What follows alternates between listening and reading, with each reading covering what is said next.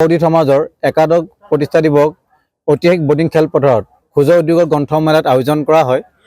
উক্ত অনুষ্ঠানত আমি বিশিষ্ট সমাজসেৱক দীপালী ভট্টাচাৰ্য ডাঙৰীয়ানী, শিৱসাগৰ ছোৱালী কলেজৰ অধ্যক্ষ শৰ্মা ডাঙৰীয়াকে প্ৰমুখ্য কৰি বিভিন্নজন গণ্যমান্য ব্যক্তিক আমি আমন্ত্ৰণ কৰি আনিছোঁ।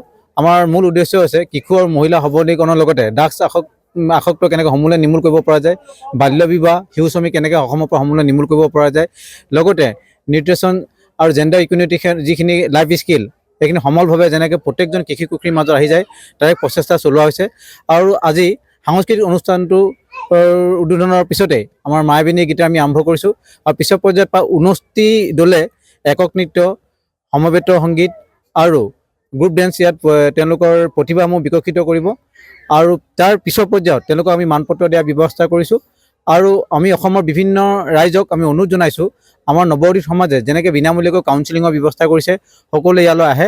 আৰু অহা 22, 23, 24, 25, 26 তাৰিখে আমি মহিলা সবলীকৰণৰ কাৰণে বিনামূলীয়া আৰ্ট এণ্ড ক্ৰাফ্টৰ ট্ৰেইনিংটো শিৱসাগৰ বাওপতিত আমি আয়োজন কৰিছোঁ। এই বিষয়ে আপোনালোকে আমাৰ লগত যোগাযোগ কৰিব আৰু ভৱিষ্যতে আমি আপোনালোকৰ অসমবাসী আৰু শিৱসাগৰবাসী ৰাইজৰ সহায় বিচাৰিছোঁ।